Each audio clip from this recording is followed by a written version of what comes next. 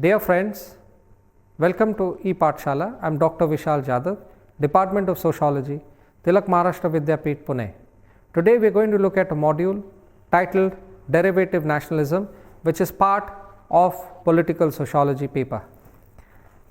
In the last module, we had seen how the ideas of Gellner and Anderson regarding the formation of nation and nationalism in Europe was considered central to any theorization on nation.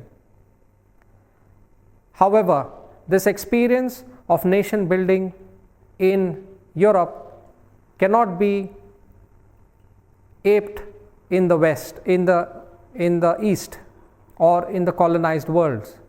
And therefore, what we must understand is that there was a term called derivative nationalism given by theorists, which was contested by the theorists from the third world. This particular module will try and understand the contestations that revolve around the concept of derivative nationalism.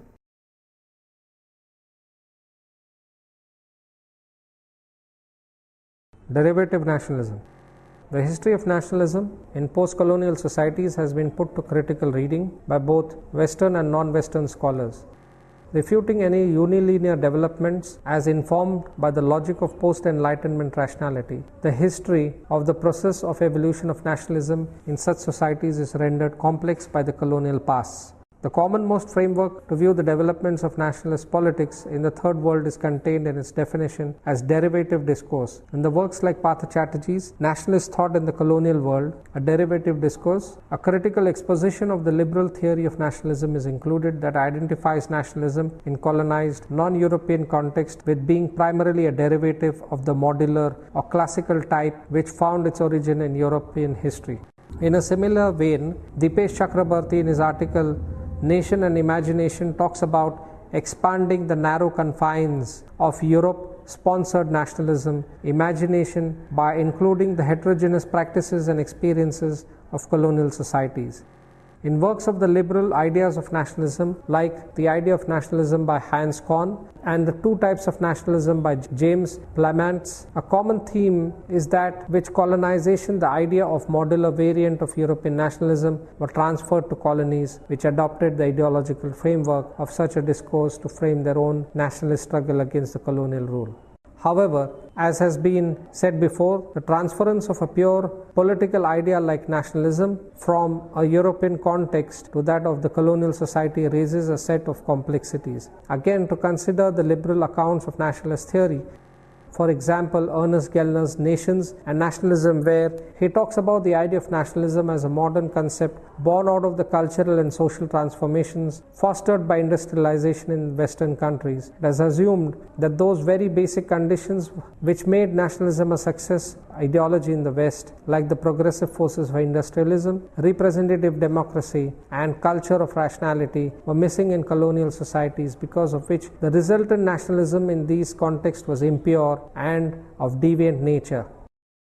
The assumed deviant nature of third world nationalism in such accounts is a simultaneous reference to a range of things, most highlighted of which is that given the special historical conditions of colonial countries, these societies lack the inherent capacity to successfully cover the path towards modernity. Therefore, the dominant narrative of nationalism in former colonial societies has been one of how it is different from the mainstream Western idea of, as Chatterji puts it, the normal type of nationalism. In the introduction to his work, The Nation and its Fragments, Colonial and Post-Colonial Histories, Chatterji put forward some essential ways in which colonial nationalism put forth the unique confrontation. They challenged the stereotypical claim that the colonized were naturally unendowed with any capacity to rule themselves, and through their respective nationalist movements, ideas and consciousnesses, the colonized displayed a simultaneous potential to also modernize themselves, in turn challenging the so-called exclusivity of power basis of Western colonial rulers. However, Chatterji maintains that both these observations point to a very crucial aspect of the third world nationalisms, that is, there is complex nature. To get back to an earlier point, one of the defining features of third world nationalisms is the recurring aspect of what several scholars like Chatterji call contradictoriness. This contradiction is reflected primarily in the way in which the colonized society tries to frame its own indigenous brand of nationalism. Such an anti-colonial national discourse was premised on a polemic critique of the colonial discourse of the Orient, embodied in the image of non-active, passive, and non-sovereign colonized people and countries. Edward Said, in his work Orientalism, discussed at length how an object of study, the image of the Orient or other, was the main representational form whereby the colonial rulers made sense of colonized people and also controlled them. Consequently, the discourse of Orientalism was accorded the status of a scientific and universal truth that legitimized the power of Western colonizers over non-European people and cultures. The problematic of the Orient in Western colonial thought was challenged by Third World nationalist discourse, which asserted that the representational category of the Orient had a subjectivity which was self-produced, therefore was far from being passive or non-autonomous as projected in the colonial discourse. In all, what the anti-colonial nationalist discourse attempted to do was to create its own framework of alternative reasons and politics with which it could challenge the hegemonic power of colonial rule. However, in building that framework, it imbibed the same premises and representational structure present in the colonial mode of thought. As said earlier, Partha Chatterji elucidates his analytical strategy to understand anti-colonial nationalism of the Third World in the context of colonial India. In the journey of emergence and consolidation of nationalism in the Indian context, he describes three moments: the ideological, political content in the thoughts of Bankimchandra Chatterji, Gandhi and Nehru, which provide for the construction of the successive stages of nationalist discourse in India. Describing the history of constitution of nationalist discourse in colonial India, Chatterji says that the modest origins were to be found in the development of a new class of intelligentsia that was a product of the colonial system itself, having made the most of the Western system of education and consolidation of the professional administrative class that the British initiated here. It was by the 19th century that this class of professionals and intellectuals first encountered the new structure of law, administration, and principles introduced by the colonizers, and were forced to formulate a response to the transforming structures and systems of the indigenous society. From an initial position of apprehension about the incomprehensibility of the new colonial language and impersonal procedures of the colonial rule, this new class of intelligentsia had come to adapt itself to the changing circumstances, familiarizing itself not only the language but also with the colonial principles of administration and rule. This is recounted by Chatterji as the main medium through which the discourse of nationalism was spread amongst the colonized people. The implications of such a distinct process of spread of an essentially Western idea amongst the colonized through a class of intellectuals that owed its origin to the colonial structure were many and made up for the increasing complexity of nationalist thought in the country. First and foremost, there was a distinct reverence in the developing class of nationalist intelligentsia in the 19th century colonial India towards the European structure of reason and thought that helped the former to frame its own contours. The early nationalists like Bankimchandra Chattopadhyay continued to display indebtedness to Western values of modernity, rationality, and objective knowledge that opened their eyes to the very lack in their own culture which made domination of India possible. Consequently, the second important implication was the realization of severe shortcomings in the culture of Indians which made their colonization possible. For example, Bankim maintained that India was colonized because the Indians lacked a natural desire for autonomy. Therefore, even before the advent of the British in India, the country had been consistently subjected to external conquest and rules, especially by Muslim invaders. And this was mainly because of the cultural failure on the part of the Indians to understand the real basis of power in the real world. An additional reason for the subjection of Indian people was the apparent lack of solidarity among the Hindus and a limited devotion to interests of the nation. It was only with the coming of the colonizers that Indians were exposed to the true meanings of national liberation and solidarity. Therefore, for Bankim, the essential power of the Western colonizers lay in their material and civilizational progress, while the essential backwardness of the Indian community was based on its culture lack despite an inept attitude and approach towards material power and force in real political world. In such a frame of thought as reflected in the literary texts of Bankims like Krishna Charita, Chatterji sees internalization of colonial dichotomy between the West and the East, or between material and cultural. For example, in Bankim's thought, it was the mastery of the West over the real basis of power in the world, that is, material force, against which the cultural weakness of the Indians became explicit. Similarly, the Western structure of reason and knowledge based on principles of objectivity, historicity, science and rationality made them superior to any other culture. Therefore, drawing upon the structure of Europe, thought and reason, Bankim managed to highlight the missing yet imperative aspect in culture that was desirous of liberty. Paradoxical as it may seem, it is the same aspects of European knowledge system that provided a frame of reference for Bankim to launch a critique of colonial subjection of India.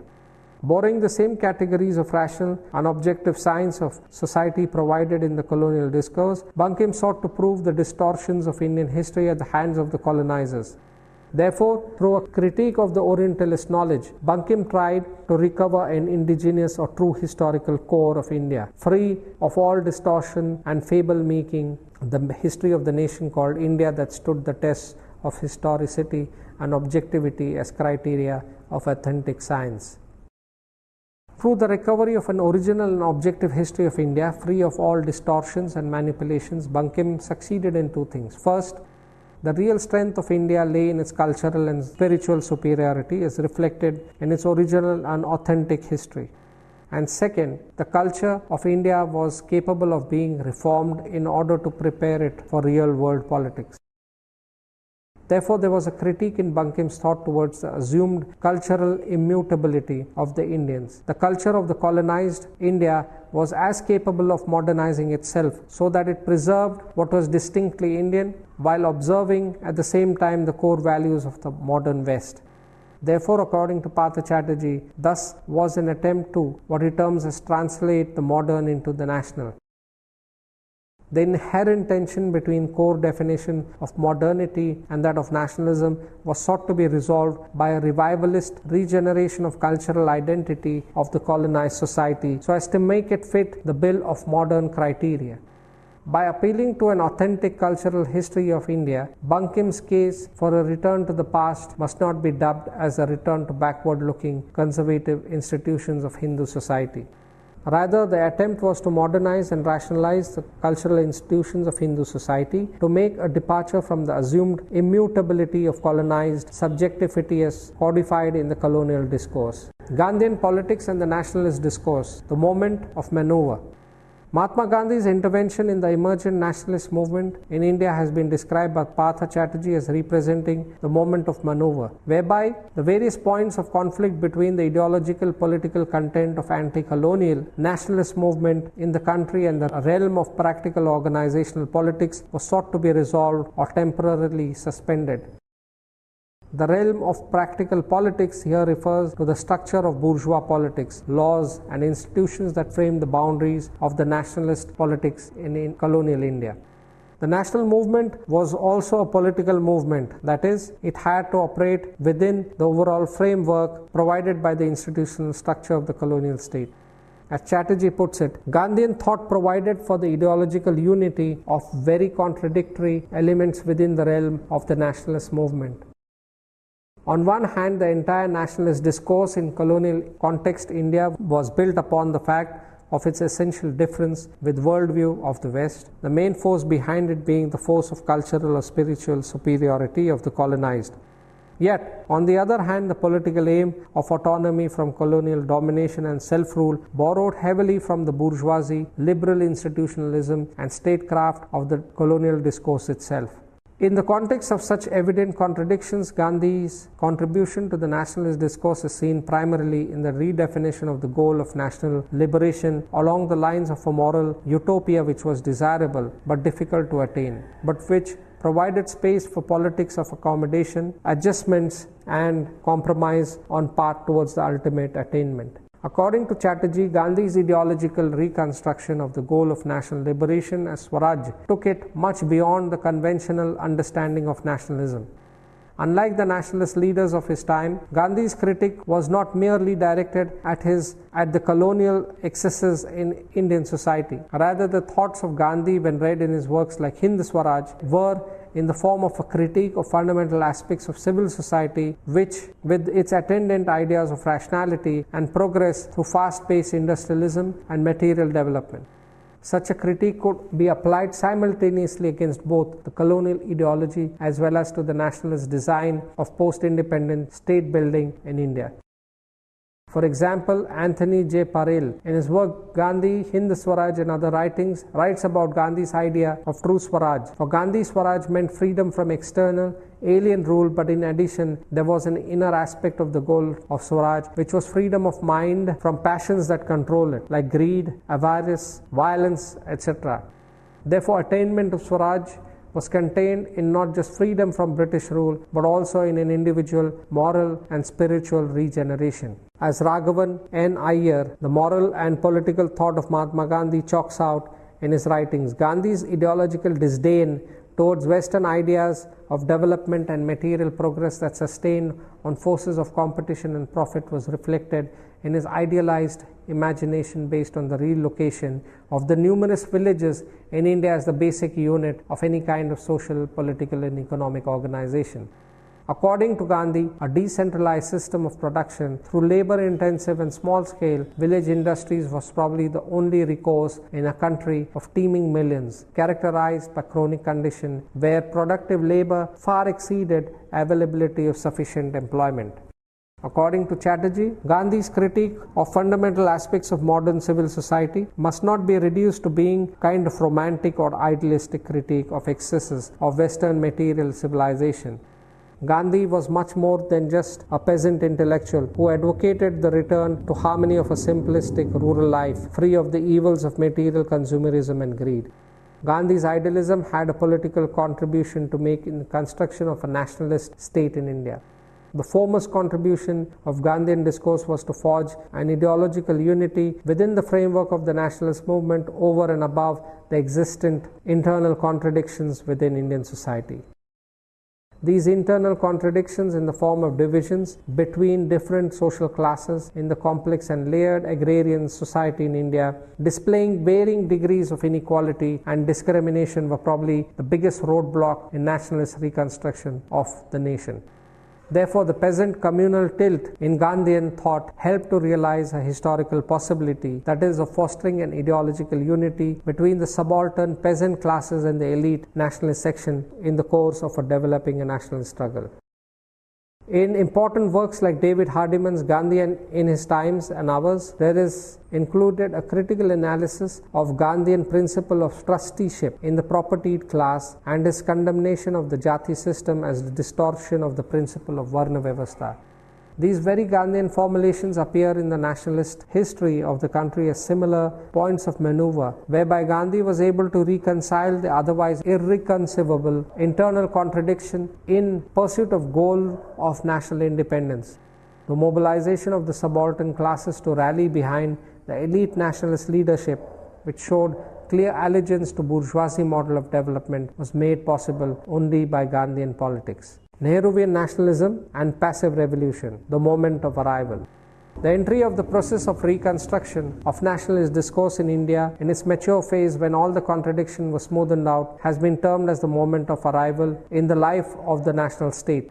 Partha Chatterji talks of this phase when the singular theme of the national state takes over the entire terrain of political and social life of the country. In the works of Benjamin Zachariah, like Developing India, an Intellectual and Social History, we get a glimpse of Nehruvian model of nationalist development with its central ideas of national state, national development, and equal citizenship rights to one and all, irrespective of language, education, caste, sex, and religion, that came to capture the attention of public imagination on the eve of independence in 1947. Such an arrival is most reflected in Nehruvian politics, the outlines of which can be read in his work like The Discovery of India and an autobiography.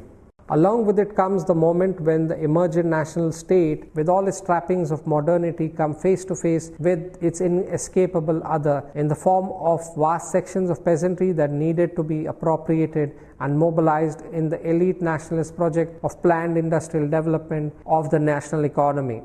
As discussed in his work Development, Planning and Indian State, Partha Chatterji discusses the politics of passive revolution by the Indian ruling classes in the post-independence India, played out to acquire legitimacy of the subaltern classes in the grand project of nation building and modernization. The unfolding of the universal narrative of the modern state in India was far from being a smooth process. Certain inescapable conditions posed as hindrances in its smooth transition. The conceptualization of a singular national community had to look for ways to deal with pre-existing forms of communities and consciousness that existed amongst the colonized subjects' populations. Peasantry as a community, and often a rebellious one, was a specific problem which made their absorption in the nationalist anti-colonial struggle ever important. Peasantry as backward, superstitious and ignorant, unsuited to the dynamics of modern times, was a perception shared by the colonizers and nationalists alike. Likewise, the identity of class of peasantry as the troublemaker because of its rebellious nature was another image internalized by both colonialists and nationalists. Then there was the question of caste. Caste as a marker of the so-called traditional society in India represent hierarchy, rigidity and backwardness, which threatened to deny the country opportunities of modern self-governance. This was a widely held belief of the colonizers, on the basis of which they justified their hold over in colonial India. For the nationalists, it was only proper to deny that caste was a core feature of Indian society. However, it was the institution of caste that made the Indian society essentially different from the West, and in such perception, caste as an ideal system based on functional division of labor that brought order and stability in society was stressed upon. According to Chatterji's piece on peasantry and the nationalist movement, in his book The Nation and its Fragments, both positions of the nationalists concerning the caste question were well placed within the framework of modernity. Liberal equality and entrenched within bourgeoisie modernity called for condemnation of oppressive caste practices, while the later position maintained that caste in its ideal form was not incompatible with principles of universal modernity. The institution of caste as contributing to maintaining unity and stability of social order is, in the words of Chatterji, a synthetic theory of caste. Synthetic theories of caste naturalize the condition of relations of dominance and subordination that constitute the principle of hierarchy between numerous castes. By stressing instead upon the ideology of dharma, which determines the unity of mutual separateness and mutual dependence between jatis, such theories enable a continued reproduction of the caste system. The construction of a nationalist culture on basis of such synthetic theories of caste turns its back against an immanent critique of caste, which renders futile even formal recourse offered by the legal framework of bourgeois freedom and equal rights. As far as the question of peasantry was concerned, the importance of appropriating the peasantry for rendering a mass appeal to the nationalist movement was recognized more than ever. However, the structure of peasant politics was way different from the nationalist politics, which made such appropriation a difficult process for the nationalists. Peasant politics, as the other of the formal realm of national politics with roots in bourgeoisie institutional frameworks, often posed as a challenge before the latter. Therefore, the nationalists in their approach to the peasants were no different from the colonizers. The peasants were turned into objects of their strategies with no voice or agency of their own. This meant that as peasants were sought as appropriated within the new discourse of the nation, they were sheared away of any consciousness of their own. Any kind of mobilization amongst the peasantry was relegated to the cultural sphere, lacking organization and sense of politics. Peasants were persistently approached by the nationalists as the population that needed to be controlled and led, even if as a part of anti-colonial movement. This partly grew out of a deep-rooted sense of suspicion and distrust that the nationalist leadership harbored for the peasantry, supposedly ignorant and backward as they seemed to the former. The contours of the domain of bourgeoisie politics, as adopted by the modernizing elite, failed to grasp the specifics of peasant politics and consciousness. Therefore, as Chatterji says, the historical narrative of modernity and that of the modern state refuse to see the peasantry is active subject of history, which placed considerable challenge before both colonial and nationalist historiographies by its forms of actions and consciousness. The coming into being of a nation in the Indian context involved a politics whereby the domain of politics and the peasants was kept invisible and detached from the concrete political processes, and hence denied any historical subjectivity. To conclude, therefore, this module tried to understand how nationalism in India emerged. According to Partha Chatterji, it emerged at 3 stages, and 3 important personalities were involved in the formulations of these ideologies of nationalism. The first being Bankimchandra, the second being Mahatma Gandhi, and the third being Nehru, who was more of a modernist. Similarly, we have also seen that theorists such as Dipesh Chakrabarty also debunks the myth of derivative nationalism. Rather, this nationalism was a contested form of nationalism that emerged in India. Thank you.